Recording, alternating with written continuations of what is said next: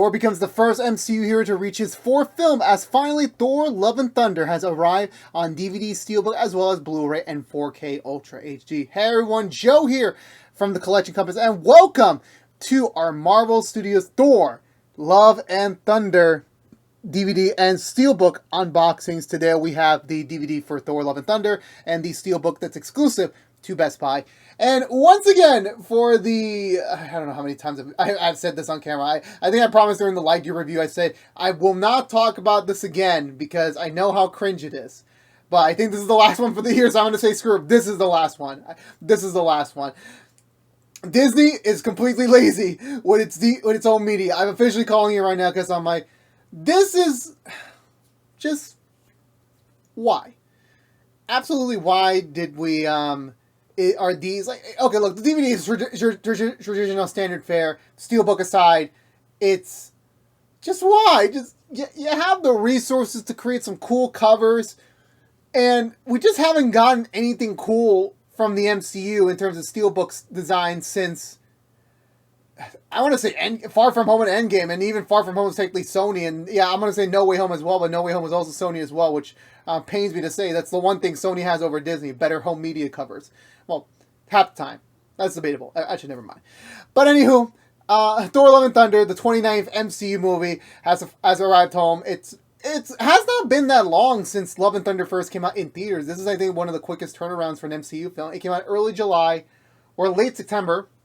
But technically it came out early September on Disney Plus, so it was only 2 months. So in reality, it's only been like almost 3 months since the movie came out. So it was incredibly short. So it so baffles me about how long we've had to wait to see our first look of the movie, and only just now did we finally get everything, and then it's just done. It's literally just a done piece of film. Like, you'll probably hear a couple more conversations about it, but then that's it. Like, Love and Thunder is over, and honestly, it kind of went out with a whimper, but I'll talk more about that in the review segment. But for now, let's get into the actual home media covers themselves.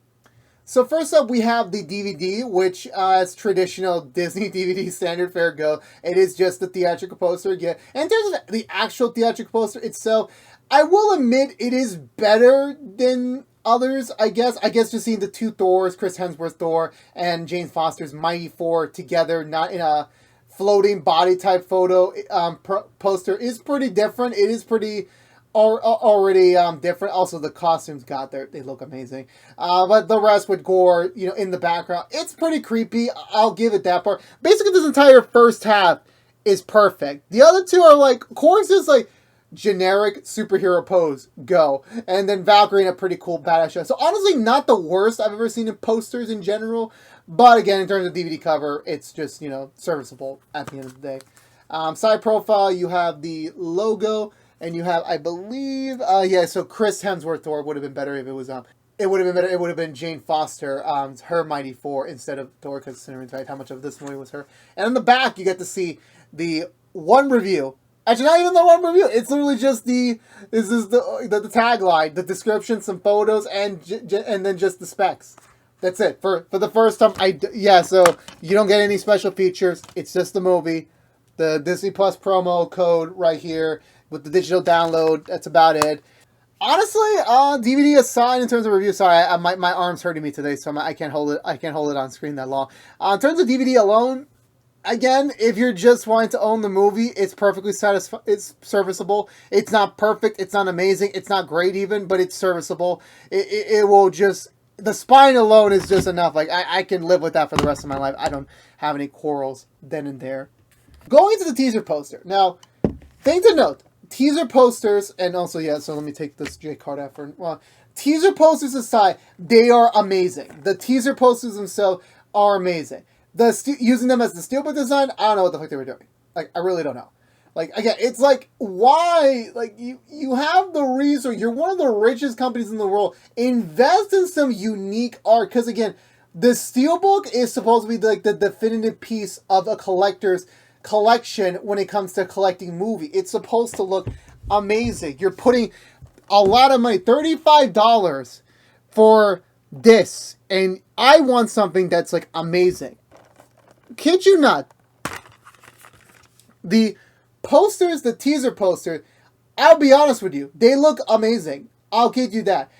Steelbook aside, they actually have like the feel, so like they emboss the Thors, their weapons, and I'll kid you not, it is not bad. The borders, I don't like it at all. I really, really don't like the border. I know they were trying to like have some sort of like definitive portrait type of feel to it. I understand that, to try and make it like, oh, it's not just a copy and paste, but in reality, I'm like, come on, come on, okay. Now, what really irks me is that, I'm gonna take out the disc for a second. You'll see more about that in a second. Is that this here alone, I would have said, fuck it, make, part of my language, make this the Steelbook cover. This looks hella amazing. This is one of the promotional arts that came out when the movie just got its teaser trailer.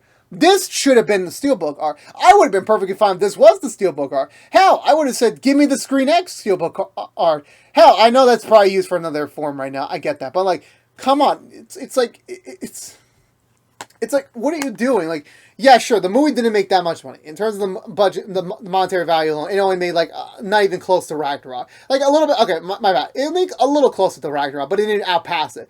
Which is saying something, because the reason why, the whole point of this is that, before I get to the review, I'm actually spieling here a little bit. The whole point of investing in home media is for a collection, so it looks beautiful. Yes, there are alternatives out there, like Zavi, like the Target artwork. You know, there's other ways. I get that, but the Steelbook, for many different companies, is for them the definitive version of like, here's the coolest thing that we can provide to you, so you have a physical, you know, piece of the media.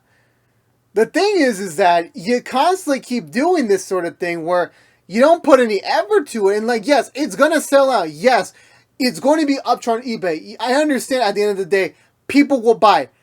Maybe I'm part of the problem because I am also still buying this. But at the end of the day, like, it just sucks that, like, of all the companies, you know, Disney's the one with the most money and the most resources. They are not investing in just, like, don't put a lot into it, but, like, put something into it. Like, make a brand new poster for G-Set, or use something else, because, like, just using these, like, again, they're a cool teaser poster. I just did not like them as the choice for the Steelbook art. I just personally don't want to. Like, it's just, besides No Way Home, everything since Far From Home has been lazy. Like, I'm just saying that flat out. Like, everything in Phase 4's Steelbook art has been lazy. Black Widow, just in a casual post, may look awesome on a poster. That's not what I want for a Steelbook. Shang-Chi's, I love Simu Liu. Definitely, I did not want that as a Steelbook. It's just too lazy. Eternals, okay, it's a give or pass. No Way Home, amazing. But, well, No Way Home is passable. Actually, I'm already contradicting myself because, like, my brain's overloaded already. I'm going to stop there because you already seen the rest of my review. So, the J card. So we get, it's almost the same thing, but you get some special features. Of course, the 4K disc only has the 4K movie because that's all it can fit into. On the Blu-ray front, you get a couple of the scenes, the gag reel, and a few of the special feature, which again, I'm pretty sure these are just edited down versions from the stuff you saw on Disney Plus already. I could be wrong on that though, but this is what I'm assuming, because I really haven't watched a DVD or Blu-ray's special features in a while, because most of the time they're kind of available in a more definitive format online. So I'm like, do I really need to do this? I probably don't need to, right? Right? Here's the specs, but it's just George here, because knowing that information will be just as mighty as Thor. What's funny is when we first heard whispers about we might do another Thor, like, you know, it wouldn't be Thor 4. It would have been Thor 4. It would be Thor Ragnarok 2, or it would be Ragnarok 2. And honestly, for a lot of people at the time, I'm like, yes, you know, we love what you did with this one. Do it again. I think the problem is that I feel like the last one was at least a decent balance of, you know, the serious Thor stuff that we kind of known to respect in the first two movies, but we were kind of mixed in with this new attitude, with this new energy, with this new life into Thor, that I guess they kind of overdid it a little bit with this movie. They really, really did. I honestly felt like this was more like a jokes fest, let alone than actually trying to be a movie. And there's always that excuse nowadays where, oh, technically the movie was told in the events of Korg's POV or his ways and mannerisms. So some of the jokes he added in that weren't really, you know, it didn't really hit because, you know, that's just Korg's character. I can agree with that in theory. The problem is that they should have made that more apparent from the get go. Like, have more scenes where Korg was telling the story. I don't know. It just kind of felt a little too out of nowhere. And also, I felt like most of the times that they had other variants of scenes where it was supposed to be more serious. I know that Christian Bale said he shot a lot of stuff for gore, and a lot of them didn't make it to the final cut because it was trying to be this PG-13 family friendly type vibe, and they didn't really want to get into the dementic side of gore. And but honestly, like, when you're doing a villainous character that's as dark, as brutal as gore, and you get Christian Bale to do it, why was the first idea to come to mind in the post? Oh, we're gonna shave all that down. Bro, you don't shave down Christian Bale. He shaved down his head for you, and how you repaid him was cutting down most of his scene. Now, don't get me wrong, Christian Bale, in the scenes he was in, he fucking killed it. He's an amazing performed villain in the MCU. The problem is that most of his great scenes were cut. Imagine if you watched Infinity War and half of Thanos' scenes were cut. And it's just like, why? Like, this was unnecessary. What, to get a 2-hour limit goal? Like, who made that logic up? That was like another weird rumor I heard, that is that they had to do a 2-hour movie. Like, Doctor Strange and Spider-Man were way too long. They got Eternals was too long as well. We gotta get back down to 2 hours, man. Who did that? Look, at the end of the day, it's all speculation. It's all anything. The film we got, the final film we got, was, for me, it was okay. It was good at times. It didn't make me laugh and as very energetic when I finished seeing Ragnarok back in 2017. And I keep in mind that that's a 5-year difference. A lot has happened in 5 years in terms of my development, in terms of the audience development, as well as just in general with the MCU. Things have changed. There's different expectations. There's different things you expect to see in coming out this, the fourth Thor film, the second MCU franchise to reach 4 films. Like, you kind of have this, like, different expectation. And I'm not trying to say what they actually performed wasn't for naught. I'm not trying to say that at all. It's the same conversation I had with Doctor Strange 2, where, like, at the end of the day, you have your opinions. I enjoyed Doctor Strange 2 more often than not than the first movie, and that's just my preference. This time around, for me, I gotta give it again. Ragnarok was superior. I felt like that was a more balanced movie. I feel like, the elements were there. The pieces were there. They just chose the wrong pieces at the right moments. But the overall structure was great. Seeing Jane Foster again as the mighty Thor this time, getting to catch up on her, giving her like an actual character arc and a direction and a journey, and the theme and the emotional core of the story, like, it all was rock solid. I'm not kidding around with that. Seeing the Guardians again were cool after so long since we last seen them. Thor's freaking ripped as hell right now. Shout out to Chris Hemsworth for pushing his body to the freaking limits.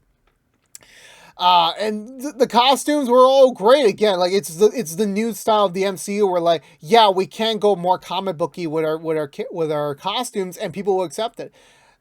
Jane's new suit, amazing. Thor's new suit, okay, it has its moments of, like, it may be a little too exaggerated, but they do give a reason for that, which, like, it makes sense for the context of the story. But it's so apparent that certain things are obvious from the context of the story, while others are not.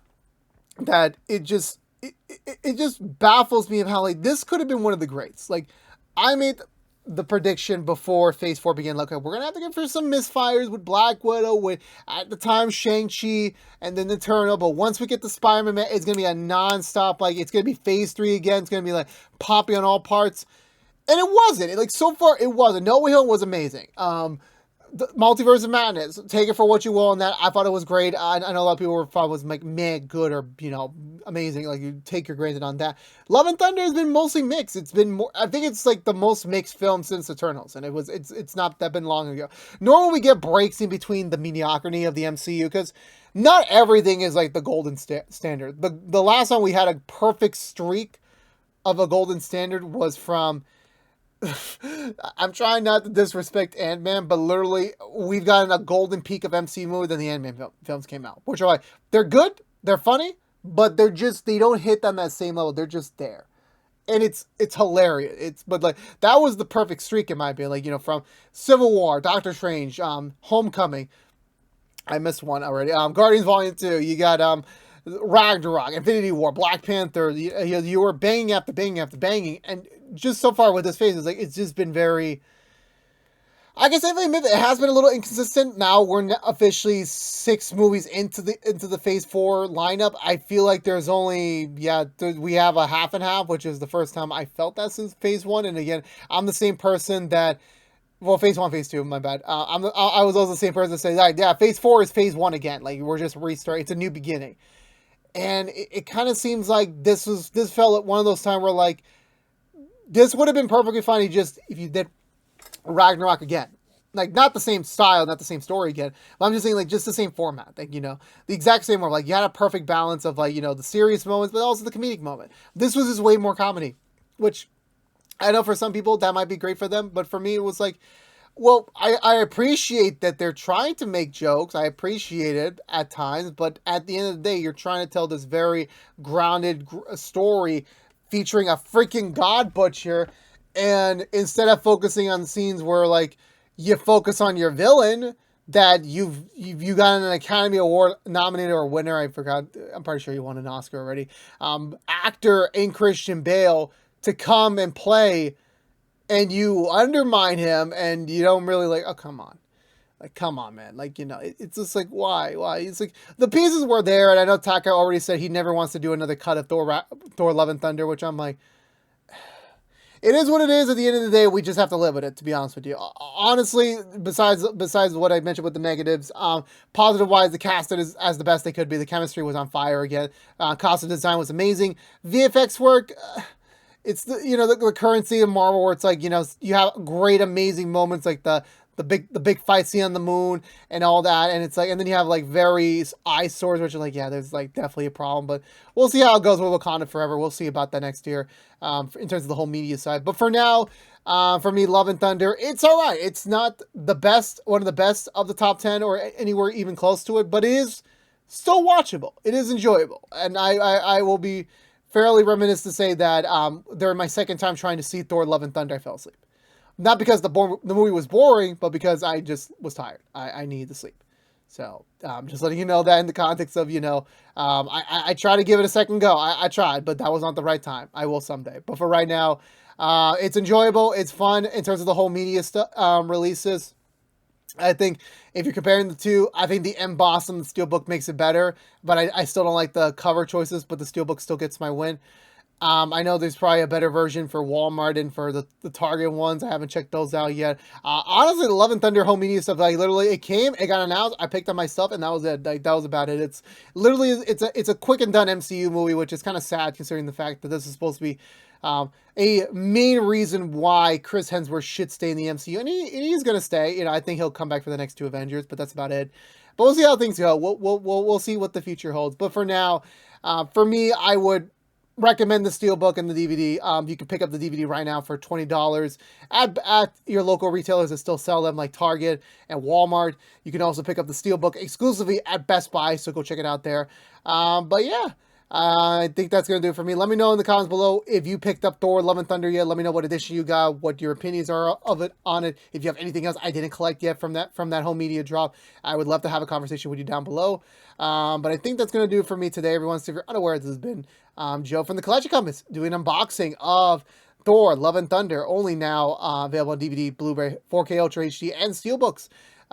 Like, favorite, share of this unboxing if you want to. Please also ring the bell for notification when our next video is live. And please also follow us on social media to stay up to date with any sort of updates we may have for either of our channels. But until we see each other again, thank you so much for watching. But until next time, stay safe out there, be good to each other, and as always, peace out.